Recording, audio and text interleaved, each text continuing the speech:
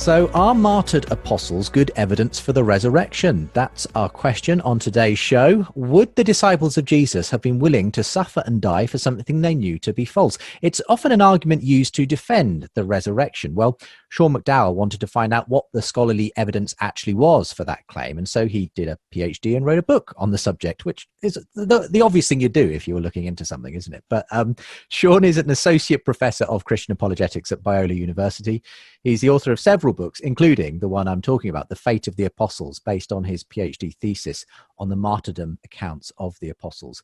Well, recently a video he posted on the subject was critiqued by atheist YouTuber Paulogia, aka Paul Enns, who also joins me on the show today. Paul has been critical of Sean's claims that there are reliable martyrdom stories of the apostles, or indeed that they qualify necessarily as martyrs. So we'll be looking at what we know about the deaths of the apostles, why they died, and whether it does provide good evidence for the resurrection of Jesus.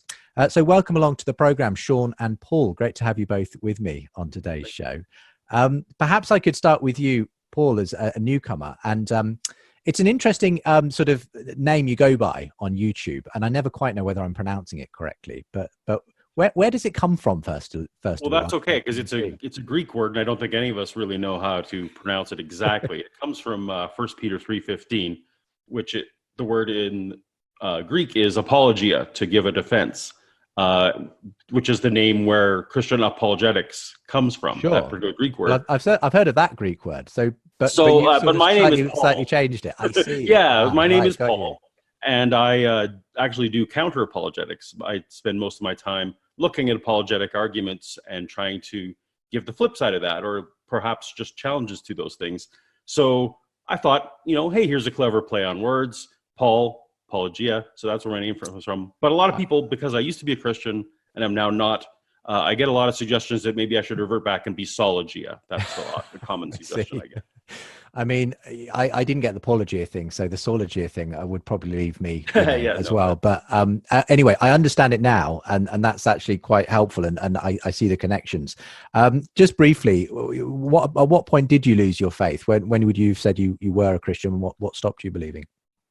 I started questioning my faith around 2015, so about 5 years ago, and that was after many decades of having been an evangelical believer. For decades, I did youth ministry, music ministry, that kind of thing. So most of my life, I've been a Christian. It's just been in this last little portion where I've... Yeah, that is a relatively recent, in a way, in the big scheme of things, development. But obviously, you've now swung, I suppose, quite firmly in the opposite direction, in as much as you are, as you say now, quite regularly producing these counter apologetics type videos and so on. That's fair to say. Okay, well, maybe a subject for another day as to what. But I'm going to be enjoying actually hearing the discussion between you both on this particular subject. Welcome back to the program as well, Sean. Great to have you on the show. Well, it's great to have you on. You've been hosting your own discussions recently, I noticed, on your podcast. You had Josh Swamidas on to discuss, I think, was it with someone from Reasons to Believe? With Buzz Rana on the historical atom. Great, yeah. I haven't had a chance to watch it yet, but I'm planning to. And well, it will change your life, Justin, just so you know. Okay, all right. Well, you couldn't have sold it to me better. I just don't want too much competition from you, Sean. You're a great apologist, and now you're probably going to turn out to be a great show host and dialogue moderator. And I just can't cope with this much competition in my life. So anyway, it's good to have you back on. Tell me, just remind us about this book, because I did have you on the show sort of the year after it was published. Now that was an interesting one. People can go back in the archive to find out what happened on that one. But and I'm sure today's show will actually be quite different in tone and substance. But tell us again where this book came from and why you wrote it. Yeah, so the last guest, I don't think had read or was familiar with any of my material, and I'm just not interested in having a discussion again with somebody, although I thoroughly enjoyed that discussion moving forward. And when I saw Paulogia's video, I thought, you know what? We obviously differ, but he's taken my ideas seriously. He's engaged in the conversation. Here's somebody who's trying to put forth a counter proposal. This is how we figure things out. So I did a video response, and then you invited us on. I thought about doing it on my channel, but I thought, you know what, I'll give Justin the love on this one. He's been good to me for many years, my UK connection. So the origin of this book, though, is, I grew up in a Christian home, kind of like Paul did. We have that in common. Obviously, went different directions when we hit periods of questioning. I told my apologist dad, I'm not sure I believe this, not convinced by it. And he just was not threatened at all. He said, seek truth and know I'll love you no matter what. Well, to make a long story short, I am convinced Christianity is true for a number of reasons. Although initially in my journey, the question of the fate of the apostles was not a significant question. It was other questions I was wrestling with. This question really hit. I think the year was 2011. I was starting my PhD dissertation, or my PhD itself. Well, when you write a PhD, your ears are attuned to a good topic that you can enjoy, make a contribution at, and hopefully publish.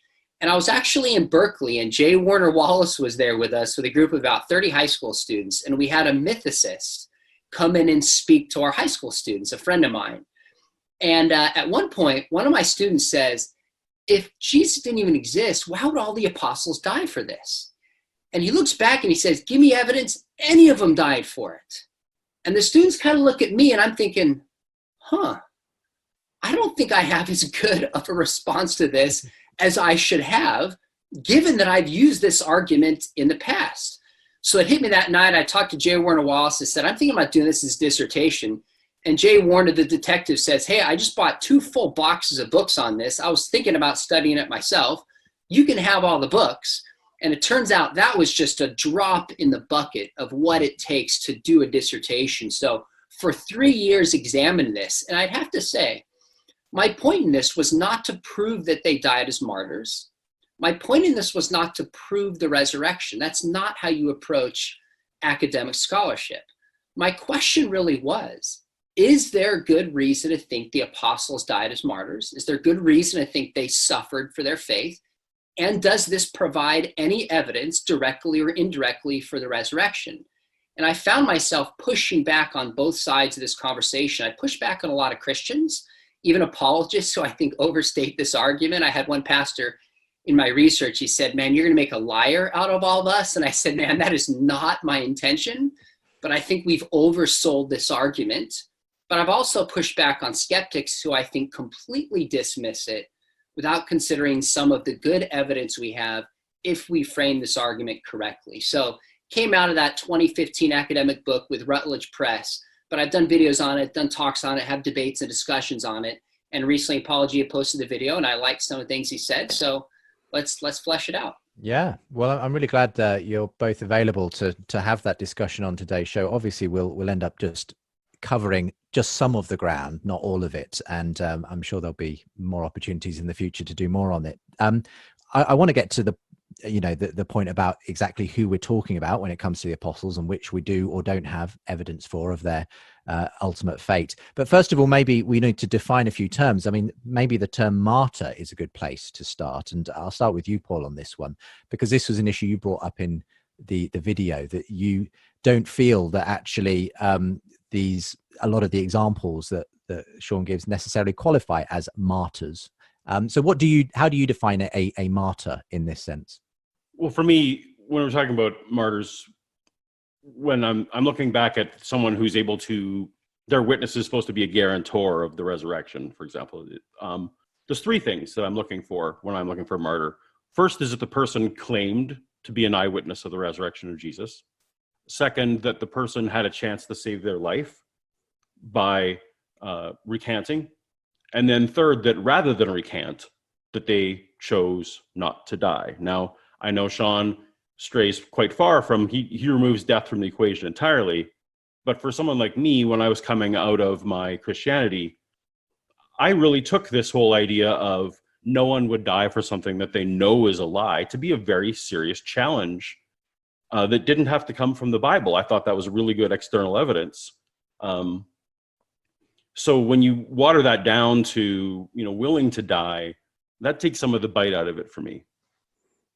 Okay. And so in a sense, you feel that the strongest definition, if you like, for the claim that's being made here is that it's people who were not simply willing to suffer or willing to die, but people who actually died and can be shown to have died Right. because they were unwilling to recant their faith in that miracle.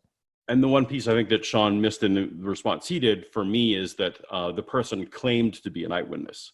And we don't have very many people who claim to be eyewitnesses. So when we're talking about, for example, James, the brother of Jesus, we don't have anywhere where James says, hey, I'm James, the brother of Jesus, and I saw a resurrected Jesus. Those are, for me, secondhand hearsay accounts from those people. So, the first thing I need to do is first even, did they witness anything? Right. And then move on to this whole death thing.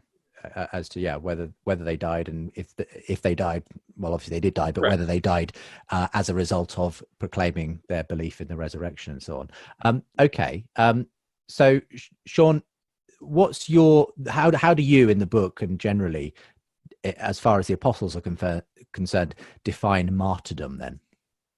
So I'm glad this came up. And first off, Paul, one of the things I appreciate about your response is that you laid out your 3 criteria, and then you tested the evidence based on that 3 criteria. In other words, you have a systematic methodology, and it doesn't meet the criteria, so you dismiss the argument. I wish more Christians and skeptics would approach any issue this way, which makes our methodology clear.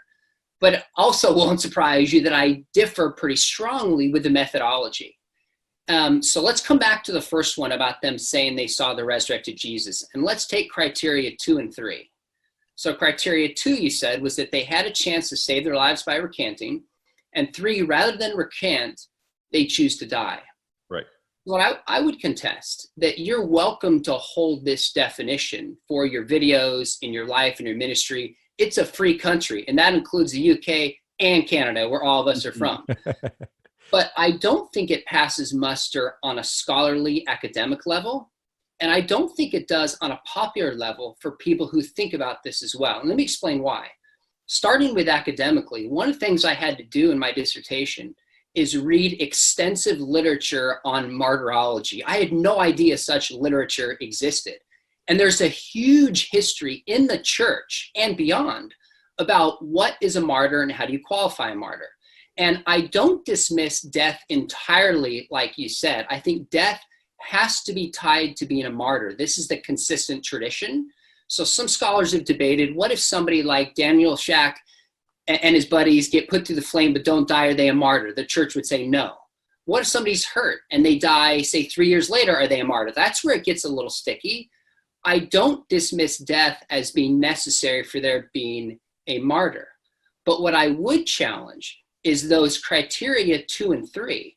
Most scholars, as I've studied, including Thomas Westpedal, wrote his dissertation on this at Trinity Evangelical Seminary in 2005. And he walks through a history of martyrdom. And he says there are certain people that didn't have a chance to recant, but they're publicly proclaiming a message, knowing what it could potentially cost them, could have walked away from this message at any point. So if they're killed in a way tied to their religious practice, they could be considered a martyr. So the academic literature as a whole considers that clause as constituting a martyr. Now, let me make the popular point, and then you can come back and give me your response. On a popular level, I also think we don't accept criteria 2 and 3. So, for example, in July 26, 2016, some ISIS jihadis walked into, and you're probably familiar with this story, it's a horrible story in France, and they slit the throat of an elderly priest by the name of Jacques Hamel. And I apologize to French listeners if I butchered that. While he was celebrating Mass. I mean, it's just such a horrible thing to do.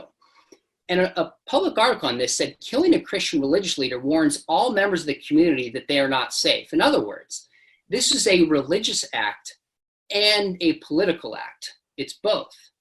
Now, what's fascinating about this is there's no record that he was given a chance to recant while celebrating Mass in front of people. In fact, according to witnesses, the last thing he said was, "Satan, go," and then they killed him.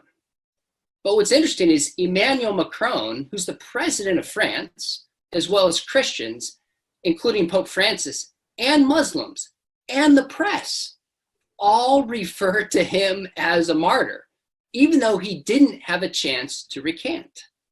So my point being, you're welcome to hold that 3 criteria, and I think it's very helpful in the way you assess the martyrs so we see where you're coming from, but it's not the criteria used in academia, and I don't think it's a criteria used in popular circles either. Well, push back on a couple things there. So the first would be, the academia you've listed, and I actually went over chapter 1 of your book again after your video, just to make sure that, or the chapter on definition of martyr again, to make sure we're on the same page. And, the academia you list tends to be evangelical academia. It doesn't tend to be the kind of, scholarship in other areas of history. I think at the popular level, and I was starting to ask around, what does a person conjure when they think of a martyr? They're thinking of a death, and they're thinking of someone who's specifically dying, something you can pinpoint, as you say, not necessarily a recanting, but something where they, because of what they're doing, is specifically the reason that we know they died. However, even if I grant you that we can allow, okay, so, and I don't necessarily, but let's say we grant that everyone who's preaching and is killed while they're preaching, we can call those people a martyr. We don't have that kind of evidence for the 12 and for the couple of extra apostles that you include. We simply don't know what they were preaching. We don't know what they were doing. So not only do we not know whether they died, but I can't go with you that extra mile and say we know what they were saying, we know why they died.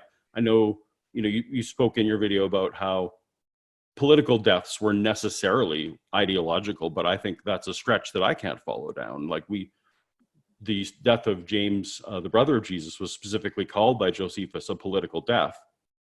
And I know you blur those together, but I just don't see how the preaching necessarily this is tied to it. A very important point, which is, to establish that they may well have died and been killed, by someone who wanted them dead, but was it directly in response to the message that they were preaching or the faith that they held?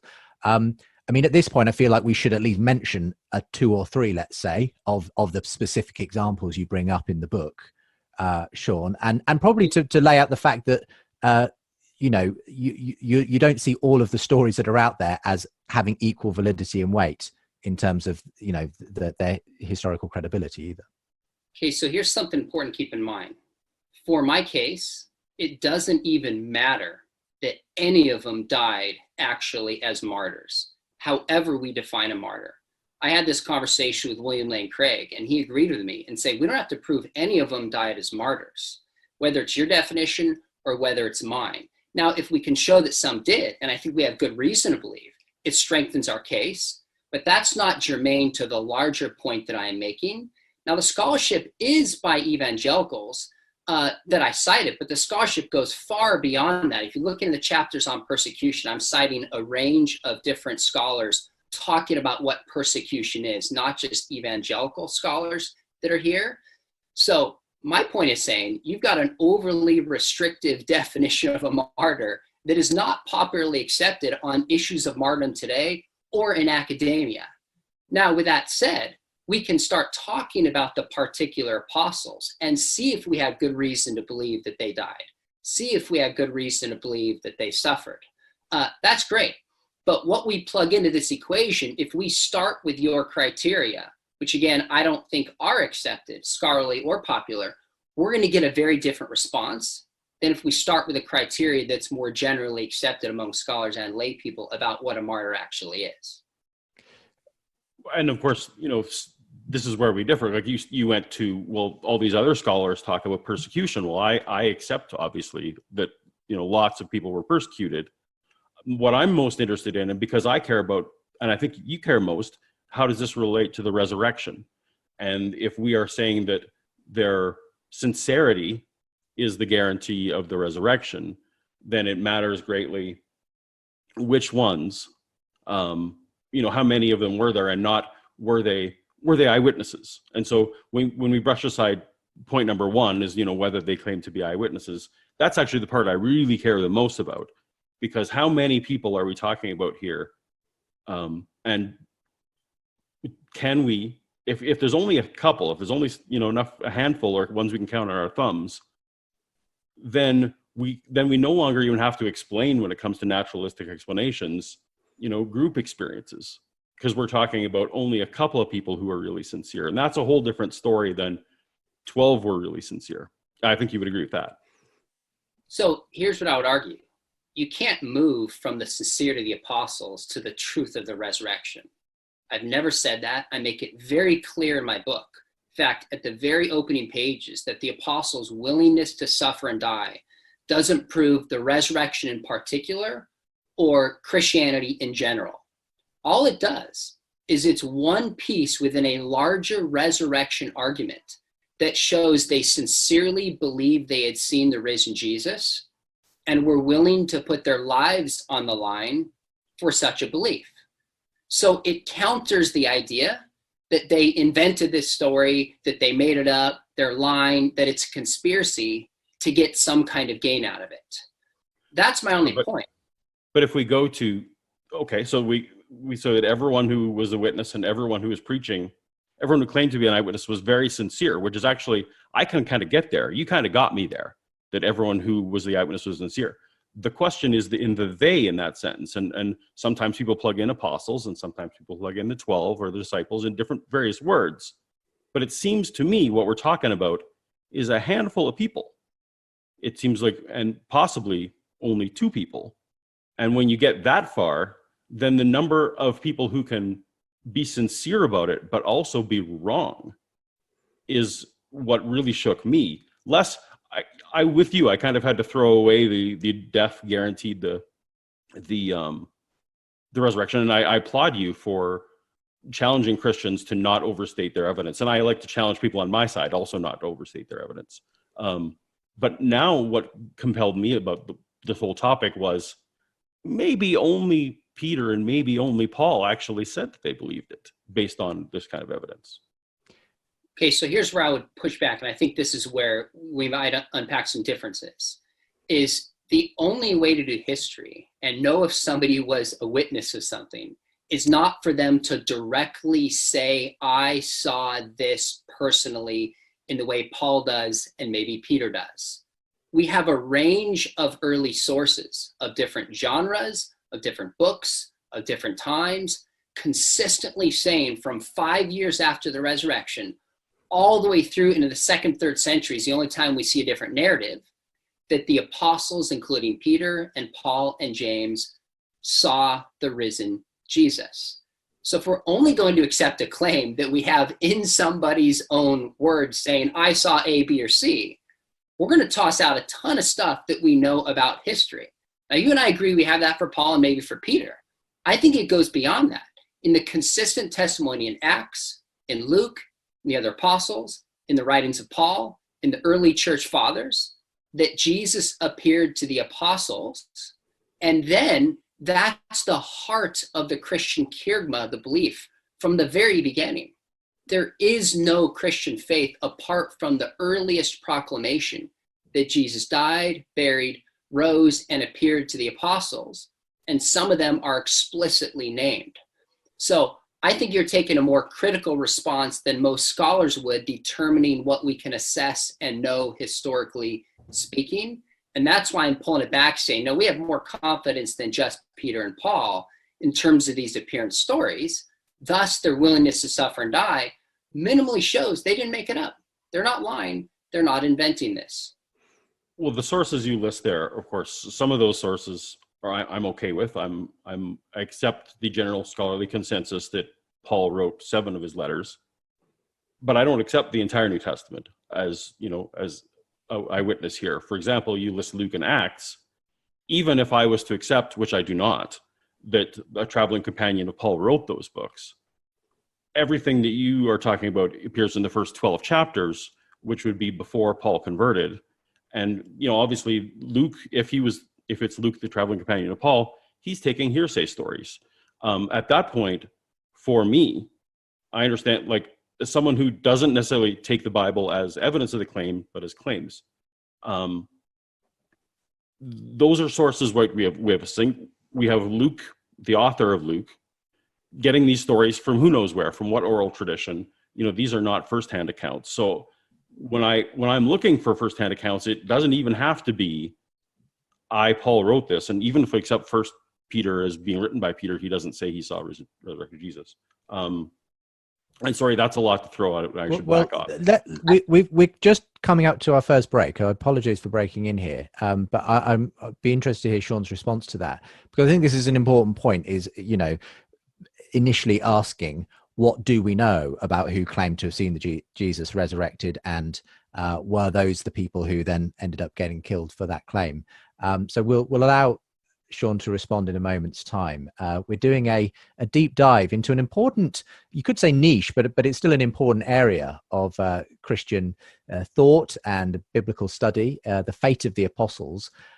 There's often an argument out there in Christian circles that the disciples of Jesus, would they have been willing to suffer and die for something they knew to be a lie? And the person who's done quite a bit of work looking into that is Sean McDowell in his book, The Fate of the Apostles, and being challenged on it today in today's show by Paul Enns. And we'll continue the discussion in just a moment. What I want to invite Roger to comment on is, why couldn't the mental realm include an infinite consciousness? It's too much like us. It's too much like putting it like, yes, like the Greek views of the gods in some sense. They were like too much like us. They were finite and contingent. Here we're talking about a metaphysically necessary source. I admire this noble aspiration to find the highest possible ideal. It's almost as if you're proposing a new religion to meet this new challenge. It's not a new religion. Yes. What it is something that sits in the same place. It addresses some of the same needs, but it is not founded on the same principle. If the New Testament says that Jesus did X, Y, and Z, did he do it or not? I don't think it's a story that's made by committee. Am I going to have a later literary genius who comes up with a great story like this? Or am I going to say, no, Jesus is the genius, and somehow that story has basically been preserved?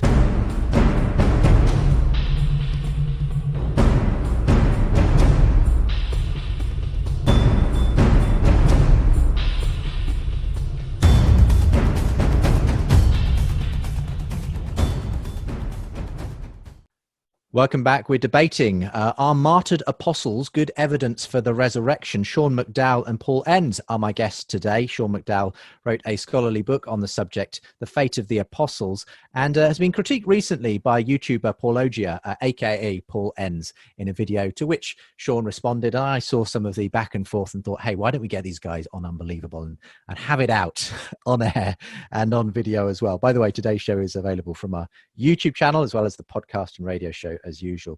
So in that last section, Sean, Paul was saying essentially, yeah, but just how many of the accounts can we actually trust? He brought up the fact that he's got some doubts about the historicity of Luke Acts. We don't really know who the writer is, where the sources were coming from. So we may have literally only maybe 2, maybe 3 at most credible sources of people who claim they were eyewitnesses of Jesus' resurrection. And then, of course, we're going to have to debate what actually happened to them as well at some point in the program. So but we're still here on the first stage of asking, well, were there credible eyewitnesses to the resurrection that did potentially get martyred? So where do you want to go with this, Sean? So let me look at this in a couple different directions. And each of these we could spend extensive time unpacking. But I think when we look at Acts, I'm not willing to set it aside in the same manner that Paul is. I don't think most scholars are either. In fact, Edward Meyer, who is arguably the 20th century's most renowned Greco-Roman scholar of antiquity, he said, quote, in spite of its more restricted content, Acts bears the same character of the greatest historians of A. Polybius, A. Livy, and many others.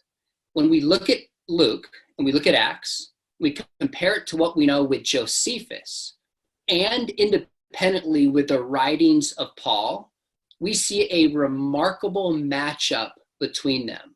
Now, there's differences on a smaller scale, but we see a remarkable matchup on the bigger picture of it, which is pretty good confirmation. I mean, a significant amount of Acts scholars would say this is at least minimally a historical monograph telling us the historical reconstruction of the early church. Even Bart Ehrman would agree with that. So willing to set that aside, there's a very good case, and I could listen to dozens of names of people and places and cities that Luke got precisely correct. The flip side of that, that's only one source. In Gary Habermas's research, he's shown that the vast majority of scholars agree that the disciples believed they had appearances of the risen Jesus. This is I forget his number, 95% plus. And this isn't just an appeal to scholars, it's an appeal to the evidence and appeal to the scholars, that the disciples all believed they had seen the risen Jesus. Now, that doesn't mean they all believed that he had risen. Some would say hallucinations, etc. We could talk about that. But the scholarly consensus is that the disciples believed that they had appearances of the risen Jesus.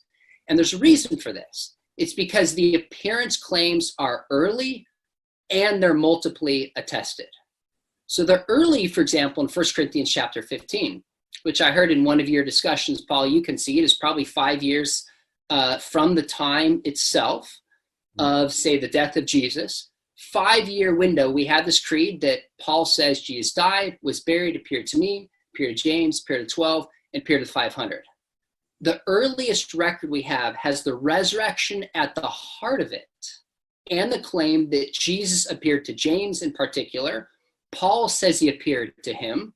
He appears distinctly to Peter, and he lists the rest of the apostles. Now, that's not only in Paul's letters. We also see that in the Gospels. We see that in Acts. We see that in the early church fathers. So consistently, we have this claim that the first belief the apostles had, which is publicly proclaimed, this doesn't appear decades later in legendary material. From the earliest record we have at the beginning, these apostles are standing up saying, we've seen the risen Jesus. We will put ourselves in harm's way for this, which doesn't prove it's true, but it shows that they actually believed it. So that's where I would start to go with this. Yeah, well, let me rewind a little bit. So Acts, of course, people who work at secular colleges who aren't bound by, the Bible is true and inerrant, actually think that Josephus was one of the sources. We know that the author of Luke Acts used many sources. Most of them think that Josephus was one of the sources that he used in his book. So it doesn't surprise anyone that Josephus occasionally lines up with Luke when we feel that that's one of the sources that he used. The book of Acts really doesn't line up with Paul's missions, and we can go into that if we want to. I don't want to sidetrack, but I really don't think that Acts and the Pauline letters line up very well at all. But when we're talking here now about the 1 Corinthians Creed and all those kind of things, and Gary Habermas, I've asked Gary this question: when you ask scholars, did the disciples believe it? Yeah, they did. But if you change it, did you say, did Paul believe it? And then did Peter proclaim it? And did you go down the line? Did Peter, James, Andrew, Philip, Thomas, Bartholomew, Matthew, James son of Alphaeus, Simon son of, did you go, when you go down the line, when you group them all together, they have to say yes, because Peter and Paul are well attested. But when you look at all the rest of them, the scholars don't agree when you list them by name. Okay. Yeah. Sean, what do you say to that? I mean, I guess there's points there about, Paul wonders whether Paul and Acts agree all that much. Josephus could be a source, therefore not surprising if it agrees in places with that. But I think the main point that Paul has here is, okay, you can talk about well attested with a couple of names, but the rest, there's basically silence on as to what they did or didn't witness, and indeed the nature of their deaths, I suppose, in the end as well, which I feel we should get to at some point in the discussion. But yeah, very quick. It's not a solid case that Acts just borrows Josephus. We see overlap, but when they overlap, things are described very differently. Some stuff is included, some stuff is left out. Doesn't have the marks of somebody who's just copying another document. That's not as said as I think you made it sound. But second, here's what we have. We have distinct references to Peter, Paul, James, and the apostles. We have this in multiple early documents that we've talked about. Now, people say, well, it doesn't mention Bartholomew. Well, it doesn't mention Thomas. So does this count? And to me, right now, a lot of people are watching this show, The Last Dance. with Michael Jordan and the Bulls from the 97-98 season. Well, if in one of these shows it shows up the Bulls that are late for a game, the announcer would probably say, yeah, Michael Jordan and the Bulls are late. Because really everybody went to see Jordan, not everybody else. So then could you say, well, all we can conclude is that Jordan was late because it doesn't mention Scottie Pippen. It doesn't mention Kukoc. It doesn't mention Steve Kerr. It doesn't mention Cartwright. Therefore, we can only conclude that Jordan and some unknown group, now especially if we both say this, but the Pistons say and confirm this as well in a public area in which people prefer or deny this, you would be over skeptical to reject that the Bulls showed up unless you had some particular reason to think Kerr was not included in that group.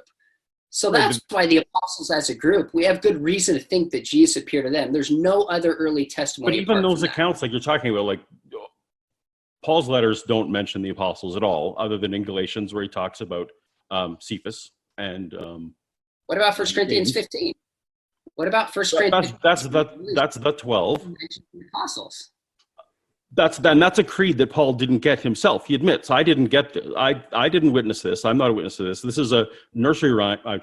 Sorry, I will take that back. This is a creed that was learned that they, that I agree was early, as you say. I'm with you that 1 Corinthians 15 creed is early. But like Acts, after they choose Matthias, and then there's Pentecost, even Acts doesn't talk about the rest of these people. Like, so the only story I need to think may have been part of oral tradition as opposed to being witnessed by that person, is the ascension, which of course, if I don't believe the resurrection, I'm probably not giving a lot of credence to Acts 1 ascension either. So like it's not as many sources. And then when you talk about the church fathers, that's 2nd century, 3rd century stuff that isn't the kind of evidence I'm looking for. I'm looking for, because those are people attesting to people things that they couldn't have seen, whether or not we can be confident that there's a large group of people, and I think it's like 2 or 3, who were sincerely believing that Jesus rose from the dead. And then we're going out saying that they did it. I don't know. So when scholars are looking at a historical fact, we don't have to assume all of Acts, all John, all the Gospels are true. We ask, is a claim, an event, or a saying multiply attested in different genres and in different books? And when it comes to the appearances of Jesus, that's exactly what we find.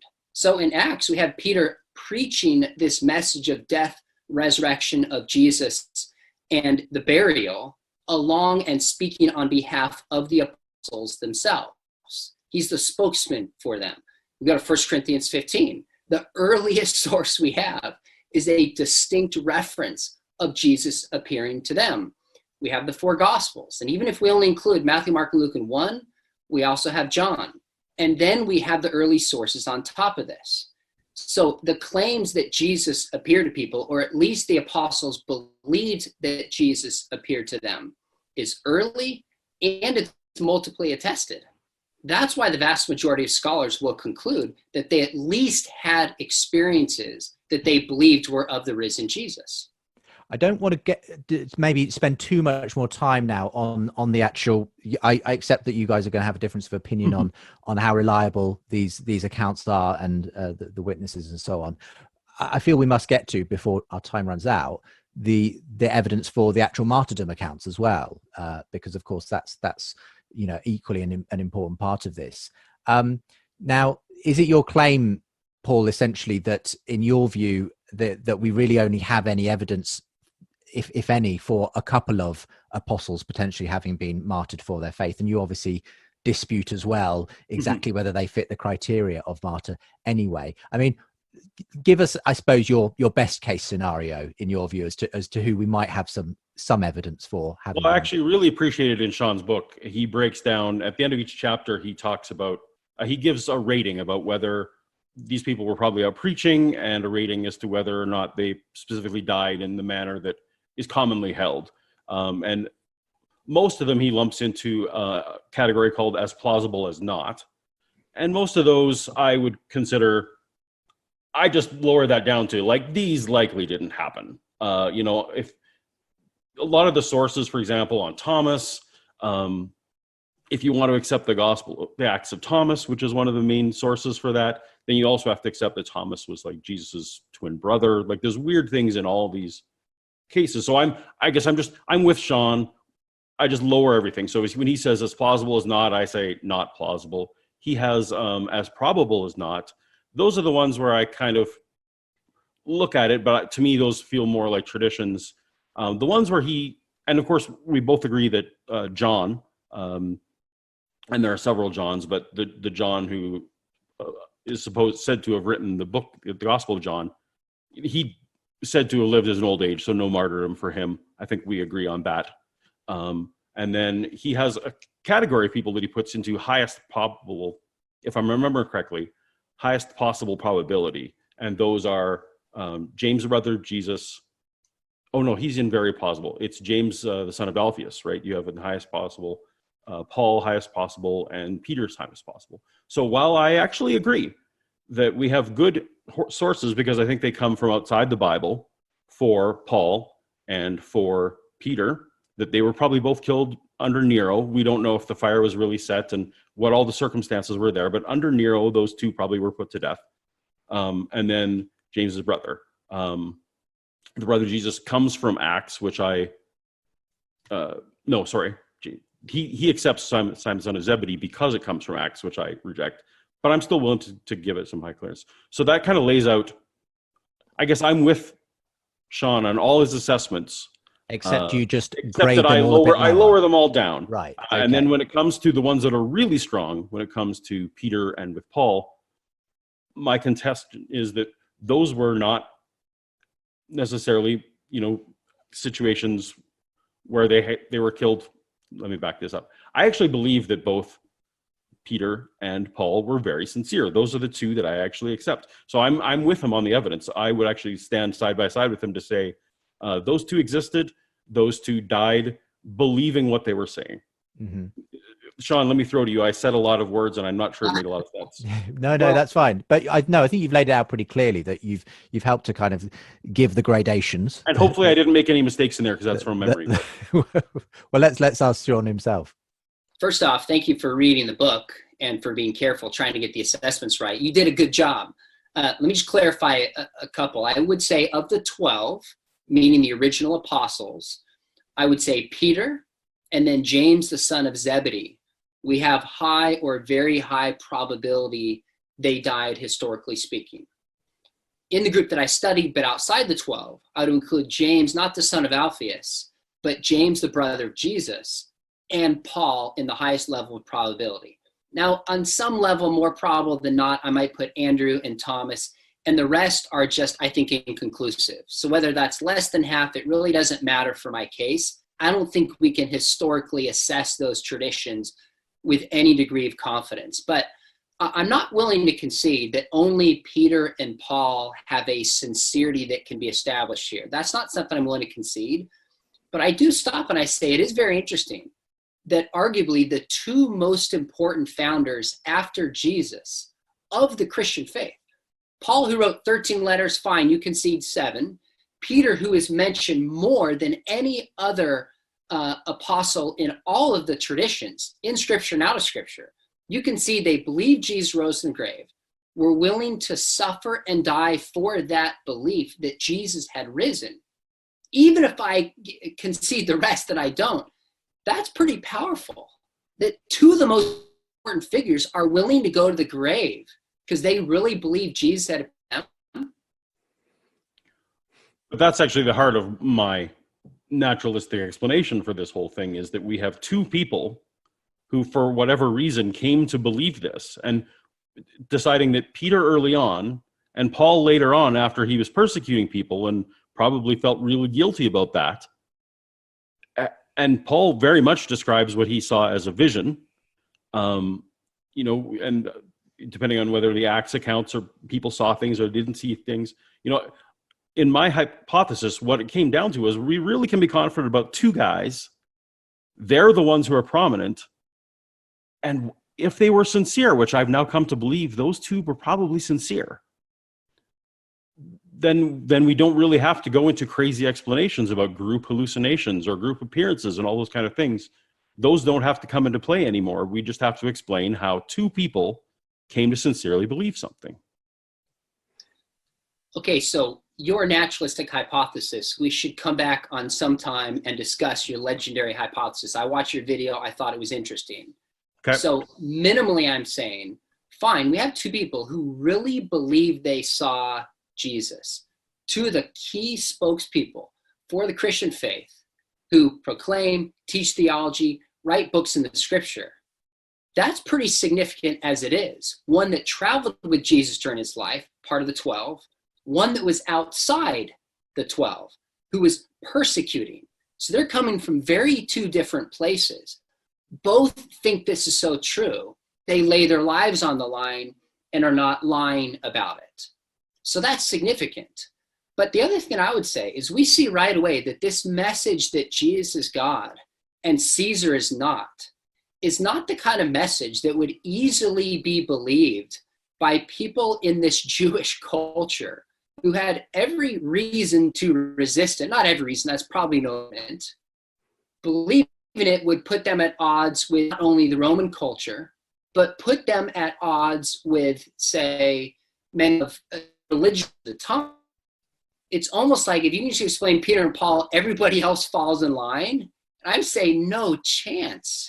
There's no chance. 60 years later, and I can document this, there would have been 1,100 eyewitnesses of the ministry of Jesus left. Within 30 years, there would be over 20,000 eyewitnesses to the life, ministry, or death of Jesus left. People could investigate this. So to explain away the beginning of the church, you've still got the writings of John, you've still got the writings of James, you've still got so many other testimonies here that even conceding Peter and Paul wouldn't give us close to explaining the origin and explosion of this church. A few things. One, I actually want to step back and just let everyone sink in that I think you would agree that evangelicals, it's probably a bad thing to do to overstate all those cases that you gave on the band, right? Like it creates people like me when you set an expectation that we know the grisly deaths and that, you know, and that we can hang our hat on those. That's probably not something Christians should do. No, I've never done that. Yeah, I know you haven't, but people in my life have. Christians should do that. Yeah. 100% that's agreement with us. Yes. So I didn't want to let that slide by without, you know, sort of getting that on thought, on record. I guess where you and I differ is in terms of the plausibility of whether a legend can grow. I mean, all the time we see, you know, religion after religion you presumably don't think are true. They grow, even though they're not based on facts and they're based on things that theoretically could be checked. This whole, like the 500, some of whom are probably still alive, and I don't know if that was written in the 30s or the 50s, that particular fragment of the sentence. I still don't understand how someone's supposed to go to Jerusalem and say, go check out that there's 500 unnamed people who witnessed the thing 20 years ago. Like if I said that 20 years ago here in Calgary that there was a concert out in the woods and 500 people saw it, so come to Calgary with roughly the same size as Jerusalem, you know, and verify that. Well, how do you do that? How do you go door to door and like find one of these 500 people? And not only that, we also know from Woodstock and other events that you start talking about people start to think they were there. So you probably could find, you know, a handful of people. So I guess I'm just not as skeptical as you that this stuff can grow. Let me jump on the 500 here, okay? And in some ways we are getting a little bit aside. Right. But I think it's actually easy to go find the 500. I just did an interview on my, I did an interview online, and I was interviewing the father of Timothy McVeigh, who was the Oklahoma City bombing, and the father of one of the victims. And because of their Christian faith, a reconciliation that they had together. Well, Timothy McVeigh's father lived in New York, and Bud Welch lived in Oklahoma. So he's like, how do I find this person? Well, he basically gets in touch with a nun in New York who knows a person who knows a person, and very quickly they're in contact with each other. It's actually not that hard if there's 500 people to ask around, to do research, to do investigation. And the way it's written in 1 Corinthians 15, Paul says this in such an early time span in a public forum. saying, if you don't believe me, go check it out. So my only point is, my case doesn't rest on the 500. I don't think I mentioned it once in my entire book, apart from the quote in 1 Corinthians. But, and this is where we differ. I think you're taking a hyper skeptical approach to this. And you might think I have a hyper trusting approach to this. That's fine. Methodology really makes a difference here. And this came clear to me. I watched a debate that you had, and I thought this was interesting, where, let me see if I read it correctly. This is a debate on the resurrection on your website. And let me see what I find here. You said, what would convince me? Quote, the requirement of evidence is so high.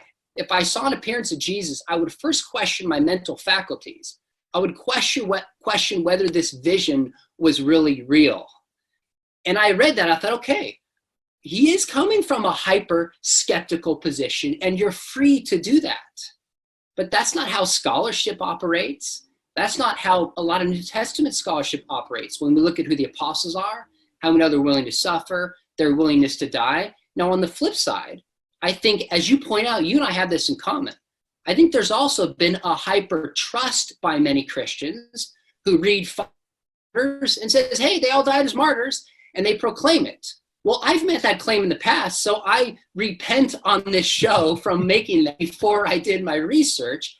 That should be corrected as well. So I'm kind of standing in the middle saying Christians who have overstated things, you need to ratchet it back and be faithful to the evidence. But I also think there's reason to have this hyper-skeptical position and reject them that are early and consistent, and by the vast majority of scholars. That's where my pushback would be. I think the one thing that I want to make clear is, though, like, I do accept some of the documents. I accept that Jesus existed. There's 7 letters of Paul that I feel are written by Paul and absolutely have to be reconciled. I am not in some fringe of weirdness that, is beyond this. But, historical. You are a cartoon character online. I mean, you got to admit. This is true. That contributes a little bit to it. Come on, Paul. A very muscly cartoon character. Yeah, I know. That's a different story for another time. Yeah, I apologize for what you have to see today. That's not as cute as Sean. But when it comes down to it, like, what we can't get to historically, and this is just going to be philosophically different, is can you get to a miracle? Like you specifically, when you talk to me about being hyper skeptical, if I saw Jesus in front of me, like, that's either a miracle or I'm seeing something. Like, those are the two options. So it only makes sense to me. I can't imagine, Sean, if someone from your congregation came and said, I saw Jesus appeared to me last night, you would probably, at least in your head, say, well, perhaps this was something you imagined, and perhaps it was real. You'd at least put both of those options on the table. Yeah. So I don't think it's hyper skeptical to at least want to go through the mental exercise of saying, did I have bad pizza? Are there factors? Am I overtired? Like, are there factors that may have contributed to this? That's fair. And look, I'm actually naturally a skeptic. I question things. If someone comes to me and says, hey, I saw a miracle in Jesus, I'm like, yeah, give me some evidence. So I'm skeptical like that. But if I had multiple people that I knew came to me, and then I remember this said, oh, somebody predicted this on multiple occasions, and then I have all these different lines of evidence indicating Jesus appeared to somebody, and then somebody is challenged to this, they say, you know what? I'm going to preach this, and if it gets me thrown in jail, it gets me thrown in jail. I would say, gosh, that person really believes it. So your claim about history getting to a miracle, that's fine. We're not talking about whether history can study the miraculous. I don't think the deaths of the apostles get us to a miracle. I never say that in my book. All I'm saying is they sincerely believed Jesus appeared to them. In fact, I'm not sure what else they can do. You and I are both skeptics, Paul. People say stuff to us all the time, and I can tell we are both wired like skeptics.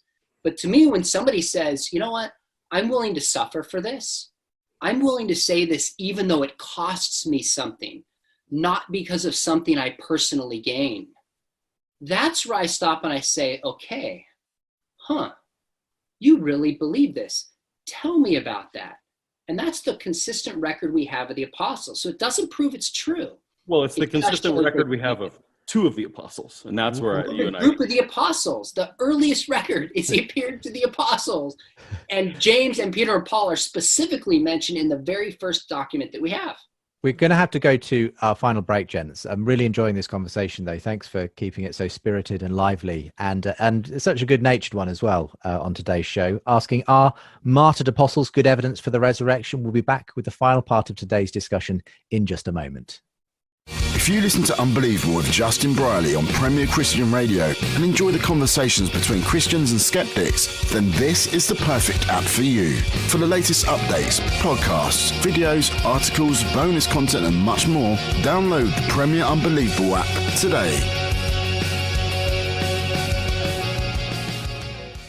Welcome back to the final part of this week's edition of the show. A really interesting discussion today, looking at the fate of the apostles. Were the early followers of Jesus martyred for their belief in his resurrection? That was the claim that was being examined by Sean McDowell in his book, The Fate of the Apostles, which he published a few years ago on the basis of his PhD, and questioned recently in a video by YouTuber Paulogia, who is Paul Enns, who joins us also on today's show. And just in that last section, again, Sean was saying, but look, it's remarkable, isn't it, that at least on two of these examples, you seem to be able to concede that they were sincere in their belief about having seen the risen Jesus, and that they were probably killed as a result of that belief, let's say, Paul. Now, in a way, that alone says you don't believe they were liars. You don't believe, and they didn't die for something they knew to be a lie. They sincerely did believe that this was the case. It seems to me, though, that your point as a skeptic is to say, well, but on the basis of two people having this belief that they were willing to die for, is that enough realistically to not posit a more likely thing that they, had some bad pizza or whatever the equivalent example is for them, that they just misinterpreted something. It's a pretty big mistake to make, obviously, if in the end it causes, it means you lose your life for the sake of it, that you happen to be wrong, that Jesus had actually resurrected. But you still think that's a more likely scenario ultimately than the miraculous one.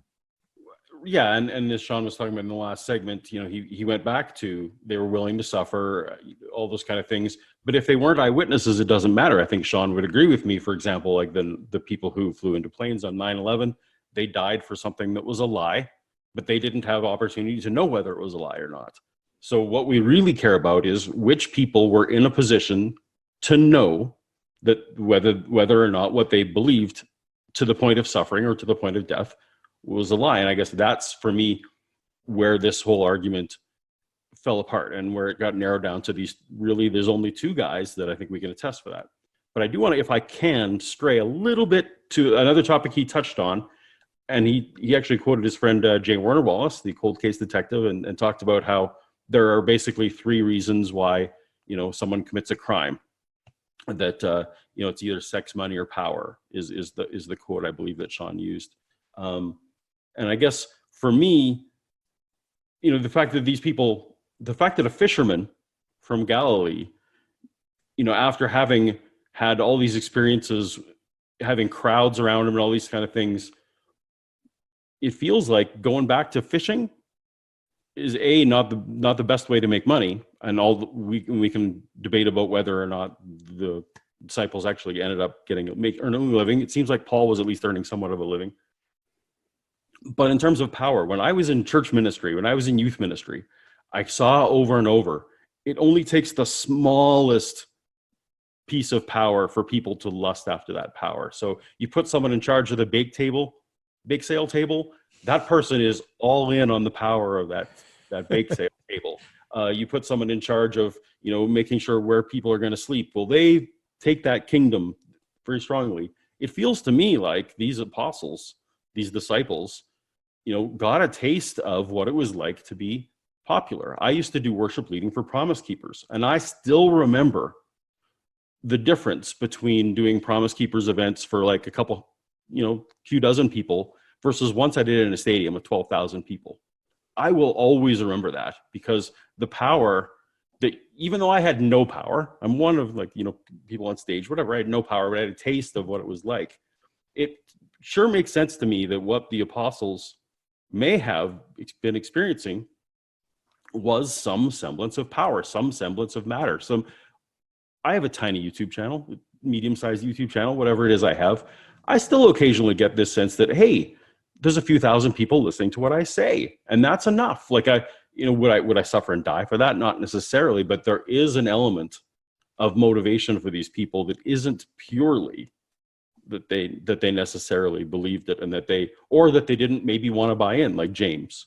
That's a very interesting point, and one I hadn't particularly considered, but in a sense, the as you say, they went from relative obscurity to, at least within the Christian community, being very significant figures, and might that alone, I suppose the question is there, Sean, have been enough to have made them hang on to this belief even in the face of death, even if actually they weren't really sure whether it really happened or not. So in my response video, I say J. Warner Wallace, cold case detective, who's never lost a case. Every case he did, he says people are motivated by sex, lust, money, greed, or power. Those are the big three. And so we look at the disciples and we see no evidence that they're motivated by sex. Jesus treated women with nothing but charity and kindness. There's no evidence that they're motivated by power. So Paul just told a story about how people can be motivated by power.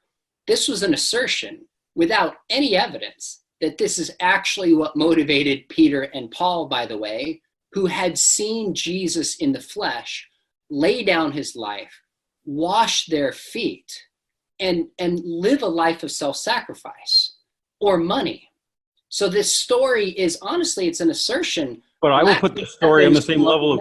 Now, hold on. The same level of your story about James, though. Like, let me finish.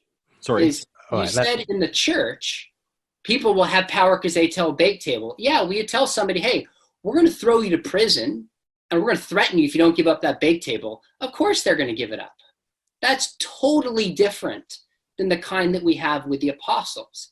And by the way, your YouTube channel has thousands of people. Your YouTube channel is bigger than the church was for decades. For decades. So this kind of power didn't exist until the movement had already started and the ball was well down the road.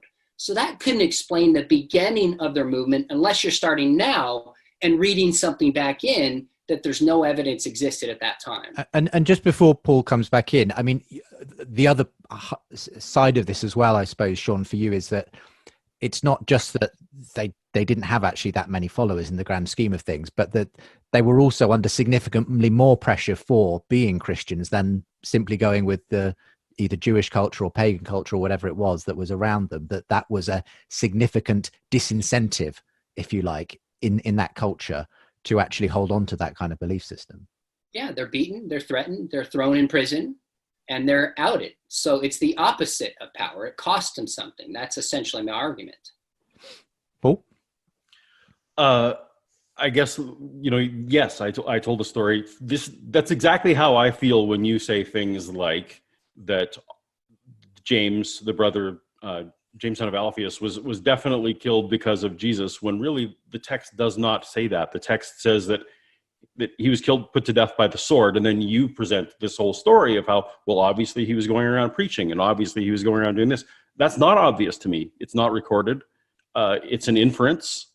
Exactly the same as the kind of inference I gave. So so I'm going to take that criticism on board, because it is how I feel often when you are presenting things that are not historical. You normally stay in historical, but sometimes you stray and you give these inferences that I don't feel are covered in the text. So I will take that on board because it's a frustration of mine. Just give me this example you're mentioning, though, because we haven't had that many actual tangible examples here of the instances of martyrdom. So James, the son of Alphaeus, is this example. So if I remember correctly, it's Acts chapter 12, and Herod is rounding people up, and the entire sentence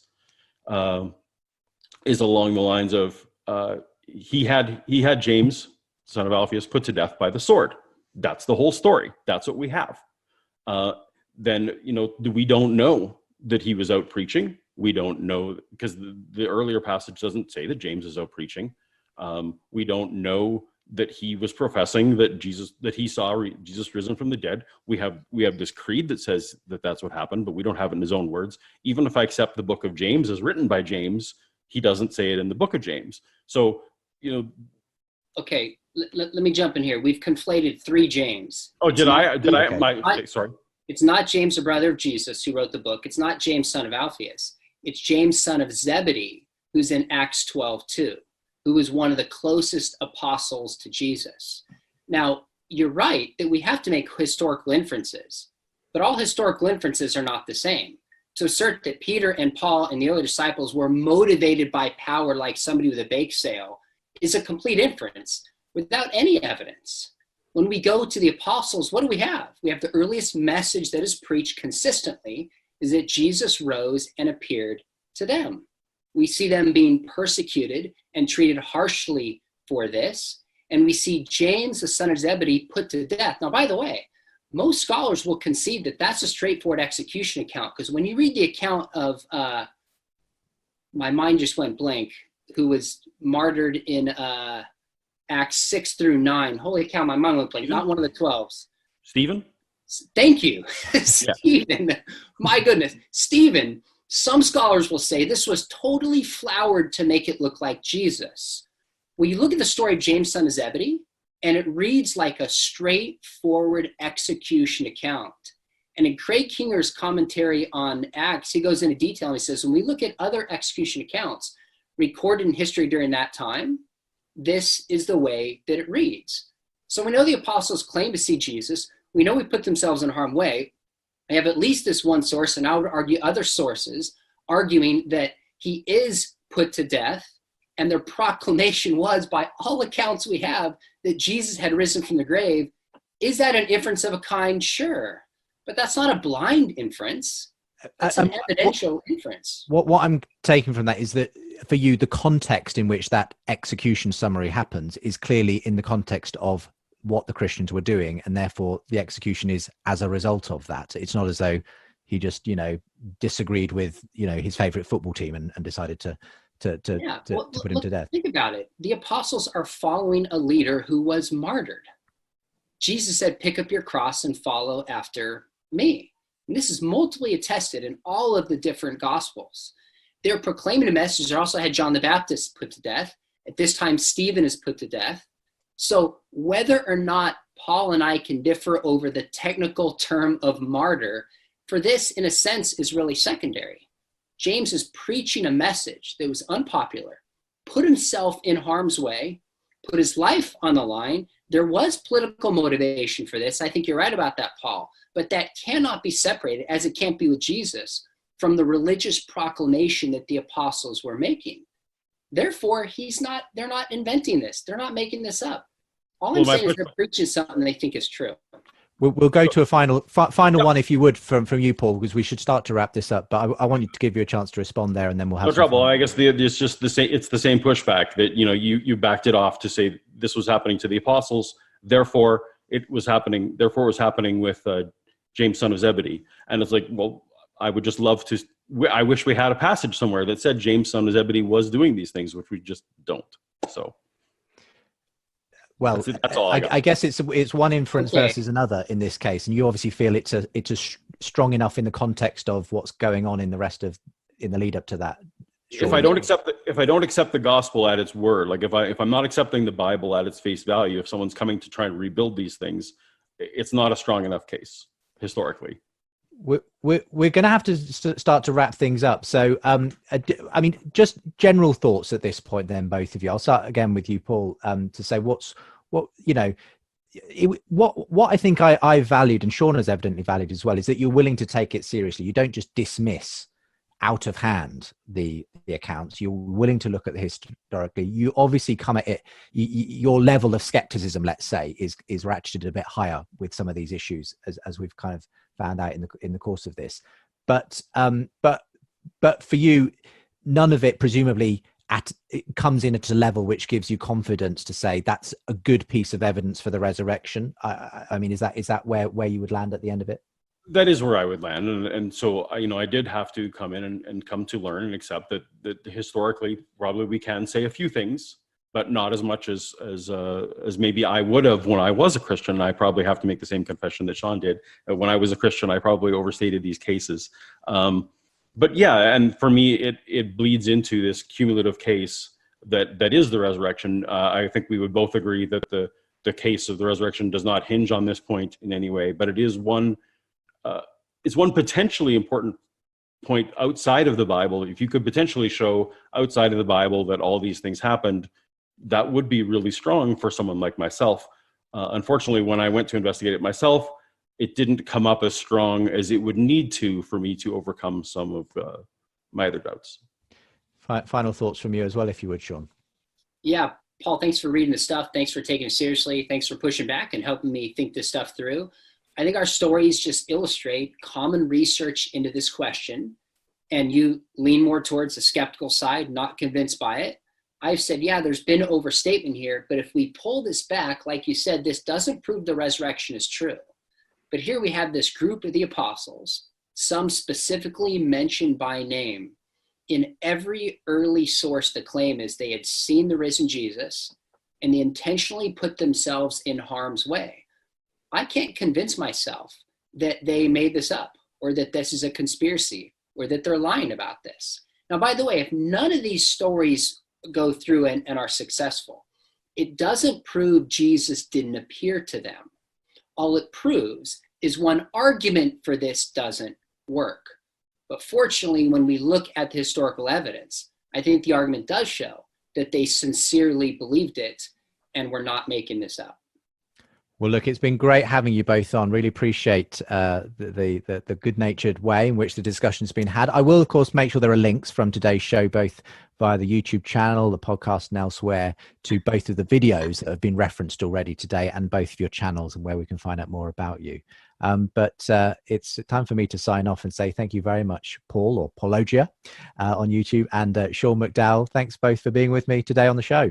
Thank you so much. It was a pleasure. For more conversations between Christians and skeptics, subscribe to the Unbelievable podcast. And for more updates and bonus content, sign up to the Unbelievable newsletter.